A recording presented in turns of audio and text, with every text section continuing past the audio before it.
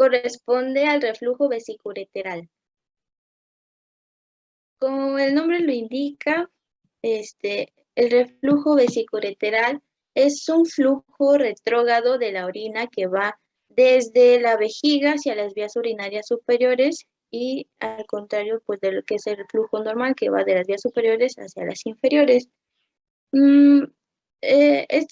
Tenemos otro concepto que es la nefropatía por reflujo, en donde cuando este reflujo vesicureteral se prolonga, pues puede producirnos ya daño renal, produciéndonos nefropatía por reflujo. Generalmente esta es una enfermedad de pediatría y de urología pediátrica, perdón, y se diagnostica principalmente después de que un pequeño tiene un episodio de infección del tracto urinario.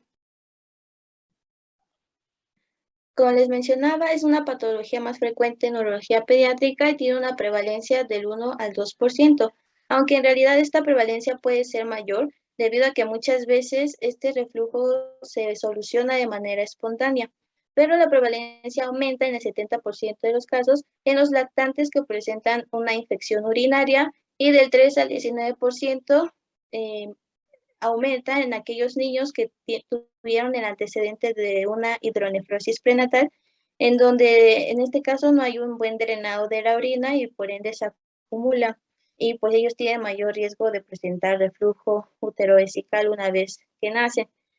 La prevalencia es mayor cuanto menor es la edad del niño y esto pues como les mencionaba se debe a que generalmente el reflujo se soluciona de manera espontánea y por ende es más frecuente en los lactantes, sobre todo en los lactantes mayores, varones, perdón, y en las niñas mayores.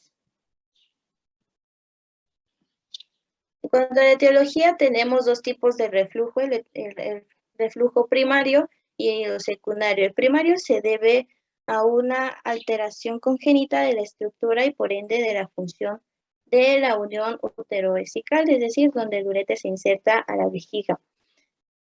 Y aunque el reflujo primario suele deberse a una longitud inadecuada de esta porción de la uretra que se inserta en la pared de la vejiga. Se trata de un trastorno, bueno, el reflujo primario es un trastorno hereditario que puede ser por herencia dominante, pero también se ha informado que puede haber casos de una herencia recesiva o también ligada al cromosoma X y pues está producido por distintos genes que pues no se sabe con precisión cuál podría ser el mayor responsable. En cuanto al reflujo secundario, este es inducido por una presión vesical muy aumentada y se observa sobre todo en los casos de una obstrucción uretral o una disfunción vesical. Tenemos aquí que este reflujo secundario pueden ser por causas anatómicas o por causas funcionales. En el caso de las anatómicas, tenemos a las válvulas uretrales posteriores, que esta se caracteriza por ser pequeños cúmulos de tejidos que se presentan a lo largo de toda la uretra del hombre. Y aquí el reflujo se explica porque hay una mayor presión al momento de la micción en estas vejigas con este tipo de padecimientos de válvulas uretrales posteriores. También en los casos de hipertrofia de la próstata, que aumenta la presión y suele solucionarse el reflujo cuando se soluciona esta hipertrofia. En el caso de las mujeres, la obstrucción estructural más habitual se debe a un uterocele, que es una pequeña hernia en el uréter, generalmente en el extremo más próximo a la vejiga, que prolapsa el cuello vesical. Y pues, como les decía, esto se produce por un aumento de la presión. En cuanto a las funciones, al reflujo secundario funcional, puede presentarse en las vejigas neurogénicas, en donde se caracteriza por ser una vejiga flácida o espástica producida por un daño neurológico y generalmente esta se asocia en los niños en las enfermedades de espina bífida. Y pues esto lo debemos tener muy en cuenta durante evaluación de un niño que tenga una infección urinaria, pues para descartar la presencia de una disrafia espinal oculta.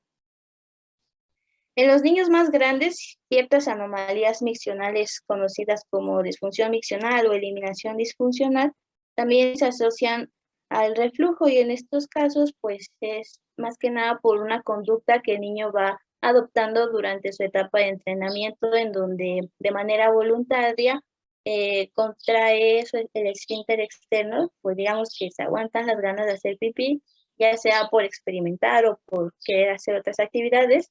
Por ende, no hay un vaciado completo de la vejiga, lo que aumenta la presión de la misma, produciendo una alteración estructural a nivel de esta unión uterovesical y por ende produciendo el reflujo. En el caso de la vejiga hiperactiva, que esta se define como una urgencia miccional, ya sea con o sin incontinencia, y una frecuencia miccional aumentada, pues también se asocia al reflujo en niños que tengan pues funciones neurológicas normales. Y el diagnóstico de un reflujo primario o secundario no siempre son excluyentes, ya que en algunos casos se puede dar el diagnóstico de un reflujo primario, pero en realidad podría ser secundario debido pues, a estas conductas que el niño podría estar adquiriendo, ¿no? Por ejemplo, que pues, aguantarse, digamos, las ganas de hacer pipí, pues produce un reflujo secundario y no un primario, y no está causado por un primario. En cuanto a la fisiopatología, primero les voy a explicar cómo se produce el llenado vesical de manera normal, en donde normalmente pues no hay reflujo, ¿no? El llenado vesical está normal, está producido por un equilibrio entre varios factores, en donde la alteración de uno de manera aislada o combinada, pues permite que haya un flujo retrógrado de la orina hacia las vías urinarias superiores. Estos factores son la integridad funcional del uréter, la composición anatómica de la unión uterovesical, y también implica la dinámica funcional de la vejiga. En cuanto a la integridad del uréter, se debe considerar que el uréter pues, es un conducto dinámico, el cual va a estar impulsando la orina en una dirección anterógrada gracias a la capacidad de peristaltismo que tiene. Entonces, en caso de que llegue a haber un pequeño reflujo, pues este mismo flujo anterógrado va a impedir que ese reflujo continúe ascendiendo, y por ende, pues que no haya que no llegue hasta las vías urinarias superiores. El segundo componente se refiere a la composición anatómica de la unión uterovesical, en donde aquí el factor más importante es esta porción intramural del uréter que transcurre dentro del músculo detrusor de la pared vesical, también conocido como el túnel vesical. Esta porción intramural del uréter permanece comprimida de manera pasiva por la pared vesical durante el llenado de la vejiga, lo que a su vez evita que la orina ingrese hacia el uréter. Sin embargo, para que esto se pueda llevar a cabo, el uréter necesita tener una longitud intramural y una fijación adecuadas, pues para evitar el reflujo. Con esta longitud y esta fijación adecuada produce o crea un tipo de válvula compresiva antirreflujo. Y ahora el tercer componente en cuanto a la dinámica funcional de la vejiga, para que esta válvula pueda, digamos, abrirse, se logra gracias a la contracción de los músculos longitudinales dentro de este túnel vesical. De este modo, se aproxima la porción tanto extravesical como intravesical de este segmento, es decir, la porción que está, pues, la porción del uréter que está dentro de la vejiga con la que está fuera, produciendo que haya un acortamiento de este túnel y un ensanchamiento del mismo, permitiendo el paso de la orina hacia la vejiga. De hecho, hay un desplazamiento lateral de estos orificios ureterales cuando está durante el llenado, y este desplazamiento es normal. Sin embargo, en los casos de un desplazamiento lateral permanente, pues puede producir una reducción de la longitud de esta porción del uréter, por lo que puede haber un reflujo. Si ven aquí, este acortamiento permite que no haya un reflujo y esto es lo que ocurre de manera normal, pero cuando ese acortamiento es permanente o el acortamiento por sí mismo del uréter se presente, pues permite o es más propenso a permitir el reflujo de la orina. Y finalmente, para que esta válvula, digamos, se cierre, se produce por la compresión de la porción intramural del uréter con la consecuente recuperación de su longitud mediante el relajamiento del músculo ureteral.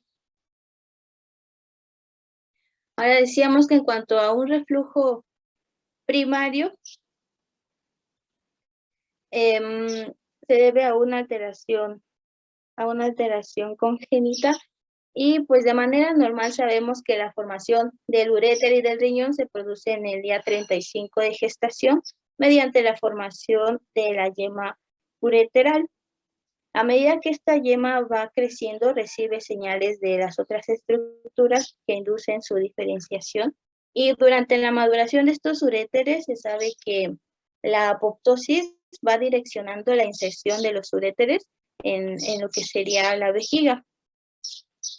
Entonces, existen varias teorías que nos dicen cómo podría producirse esta anomalía congénita. Una de ellas menciona que esta gemación ureteral podría insertarse, o el uréter podría insertarse en un lugar ectópico, lo que nos produciría una válvula defectuosa y por ende producirnos un reflujo. También se habla de que, como les mencionaba, el uréter tiene un peristaltismo y este está dado por unas células conocidas como células intersticiales de Cajal y que están unidas entre sí por unas uniones llamadas uniones GAP. Entonces se sugiere que los niños con reflujo pueden tener una disminución en el número de estas células intersticiales de Cajal y una disminución también de estas uniones, lo que aumenta, pues, hay una alteración en la función de ese peristaltismo y puede haber riesgo de reflujo. Entonces aquí podemos ver que dependiendo de la inserción de esta porción del uréter a través de la pared de la vejiga, pues puede ser riesgo de reflujo, ¿no? Vemos que si una longitud adecuada, pues no hay reflujo. En una longitud más corta, pues va aumentando el mayor riesgo a un reflujo. Y para los reflujos secundarios, decíamos que estos se producen por un aumento en la presión vesical que conlleva pues a una disfunción o una alteración en la configuración de esta válvula por ese aumento de presión, produciéndonos pues reflujo.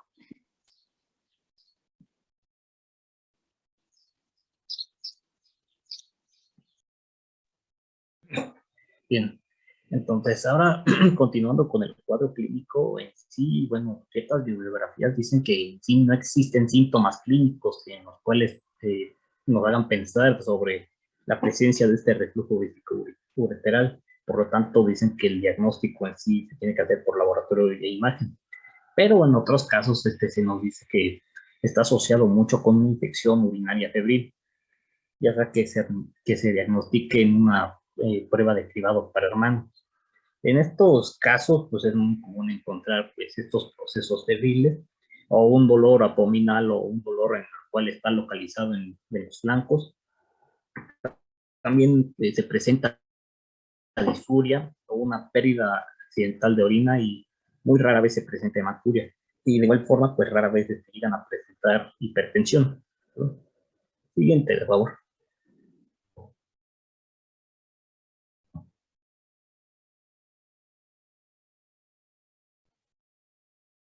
Bien.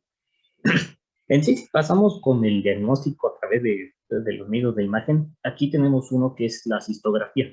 Esto básicamente es demostrar el pasaje pues, retrógrado a través de la administración de un medio de contraste que pues, va desde la vejiga hacia el uretero y de ahí hacia el sistema renal. Tenemos dos formas, una indirecta o una directa.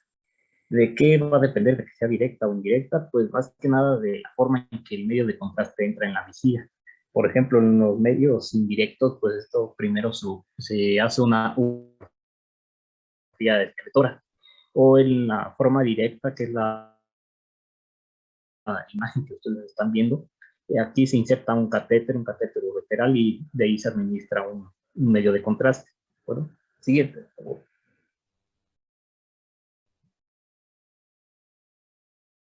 El ejemplo más representativo en sí es la cistouretografía miccional. Esta básicamente nos va a dar información, pues, de la dinámica funcional o cómo está la anatomía de estas vías urinarias. Aunque también nos puede dar información sobre la presencia o la ausencia de ciertos divertículos o anomalías en la vejiga. También nos indica qué tanto es el grado del reflujo o el redondamiento de los cálices, ¿de acuerdo?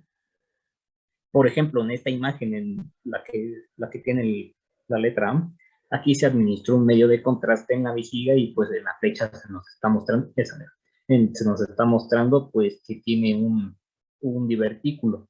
En la imagen de la derecha, la que tiene la letra B, pues aquí ya se vació este medio de contraste, y entonces en esta flecha aún queda un poco de medio de contraste. Se ve como una bolita, por así decirlo. Esto pues nos indica la presencia de un divertículo periureteral. ¿Sí? Siguiente, por favor. Como ya les dije, si este estudio pues nos permite identificar qué tanto es el grado de reflujo, esto va desde el 1 hasta el 5, siendo el 1 en el que solo afecta el uréter, el uretero, perdón, y de ahí puede pues avanzar dependiendo qué tanta es la dilatación que tienen estos, y el uretero, o incluso llegar a afectar a la pelvis renal y a los cálices. Pero vamos un poquito más a detalle. A ver, pásame la siguiente, por favor. Bien, si hablamos del grado 1, aquí solamente, pues, el medio de contraste solamente llega a alcanzar hasta el uretero, nada más, así como están viendo en la imagen. A diferencia de un grado 2, sí, a diferencia de un grado 2, aquí pues los ureteros, la pelvis y los cálices en sí no, bueno, aquí ya alcanza este nivel de contraste, aquí el flujo llega a este nivel, pero en sí no están dilatados, ¿de acuerdo? De igual forma los cálices y los fornix pues están normales, ¿de acuerdo? Bien, por favor. Ya un grado 3 pues básicamente es casi lo mismo que el grado 2, pero la diferencia es que aquí el uretero y la pelvis renal pues ya tienen una dilatación que es leve o moderada, perdón. Incluso el Bornix pues puede estar normal o un poquito dilatado. Un grado 4, que es la letra C, aquí pues el uretero, la pelvis renal y los cálices, pues la dilatación es más aumentada, ¿puedo? Así como están viendo en esta imagen. Siguiente, por favor. Ahora, ya en casos muy graves, en un grado 5, pues aquí la dilatación del uretero y de la pelvis, pues, y de los cálices sobre todo, pues ya es muy, muy marcada, como están viendo en estas dos imágenes. Incluso las impresiones papilares no se alcanzan a ver, ¿de acuerdo? Se ve aberrante esto, o sea, se ve feo. Siguiente, de favor. Otro estudio de imagen en sí es la realización de una gamografía con ácido bimercaptosuccínico a través de una tomografía computarizada. Bueno, para verlo vamos a decirlo DMSA, ¿de acuerdo? Esto básicamente nos va a dar una representación de cómo está la filtración glomerular. En sí, se considera como un gold estándar para la evaluación de la enfermedad renal o el daño renal. ¿Y esto cómo lo sabemos? Pues, vean, en la imagen de abajo tenemos este estudio, y pues los riñones se representan como, ¿cómo decirlo? Como estas áreas sombreadas, ¿de acuerdo? Entonces, en la flechita en sí nos está diciendo que hay un defecto cortical en el polo superior. ¿Por qué? Porque aquí ya está, bueno, no está tan marcada estas áreas sombreadas. De igual forma, en la imagen de la derecha, pues se aprecia mejor. El riñón izquierdo es el que tiene mayor cantidad de estas áreas sombreadas, a diferencia del riñón derecho, en el cual ya tiene estos efectos corticales. Pues vean cómo se ve, ya incluso en el centro está, bueno, no tiene tantas áreas sombreadas, se ve irregular. Bueno, este estudio en sí nos permite identificar todo pues, del daño renal, ¿de acuerdo? Siguiente, por favor. Si hablamos del tratamiento para esta enfermedad, pues primero se puede iniciar con un tratamiento conservador, en el cual pues básicamente son medidas higiénicas. Estas medidas higiénicas consisten en disminuir la cantidad de infecciones al estimular el vaciamiento vesical. ¿Esto cómo se puede lograr? Pues primero en los lactantes, pues hay que dar un mantenimiento en la lactancia natural, o sea, hay que decirle a la madre que pues es mejor la lactancia natural a darle fórmula o leche nido, o sea, lo que sea lo que le dé. También pues aumentado la ingesta de líquidos, esto más que nada para estimular el vaciamiento vesical y también combatiendo el estreñimiento. ¿Por qué? Porque el estreñimiento en sí pues ocasiona una disfunción vesical.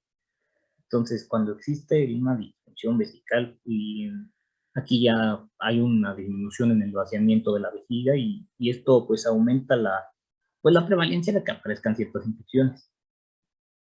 Siguiente, por favor.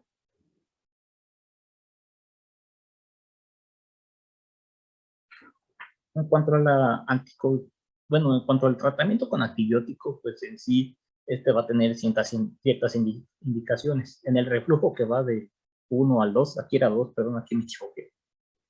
Pues en sí, en estos casos no se recomienda una profilaxis en estos niños, a menos que se presente un cuadro infeccioso. En estos casos, pues la profilaxis se va a iniciar durante un año, ¿de acuerdo? Ya no en los casos en el cual hay un reflujo grado 3 hasta grado 5, aquí la profilaxis sí se va a ocupar, pues son una duración de un año y esta profilaxis va a ser nocturna. En esta tabla les estoy mostrando el esquema y las dosis que se utilizan, pero bueno, quiero comentarles algo en sí.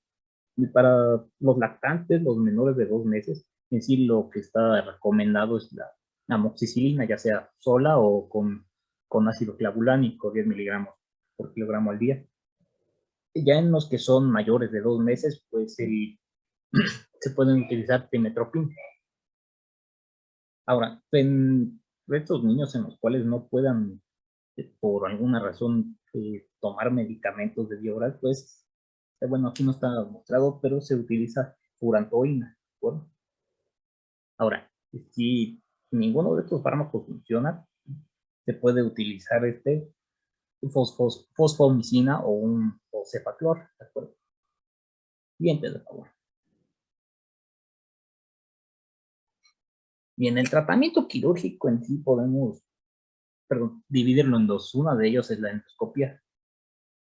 En esta endoscopia en sí se va a utilizar una inyección en la cual vamos a inyectar una macrosustancia pues debajo del orificio ureteral. Esta sustancia es el copolímero de dextranómero de ácido hialurónico o DXHA. Así como ustedes están viendo en esta imagen, pues básicamente esta aguja entra pues debajo del orificio ureteral anal y aquí se inyecta pues esta sustancia. Entonces esta se infla, por así decirlo, y llega a formar como un tope, ¿de acuerdo? Para que ya no exista este reflujo. Siguiente, por favor. La otra alternativa en sí es el reimplante ureteral. Aquí pues podemos dividirlo ya sea de una forma intravesical o una forma extravesical. Si hablamos de la intravesical, aquí básicamente se abre la vejiga y se desecan los uréteres de forma pues, intravesicalmente, como la imagen da. En la cirugía extravesical, aquí los uréteros en sí se separan pues, de la pared de la vejiga, pero aquí no se abre la vejiga, ¿sí? Y estos pues se dejan unidos en la mucosa de la vejiga y pues se reimplantan bajo los plegados del músculo de la vejiga. ¿De acuerdo? Siguiente. Yo creo que esto.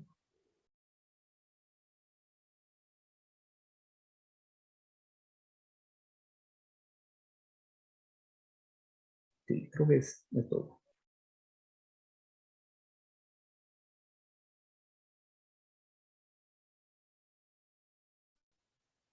¿Y ahí termina? Sí, Doc. Perdón, es que ya creo que se trabó. Pero sí faltaban diapositivas, ¿o no? Parece que sí, permítame.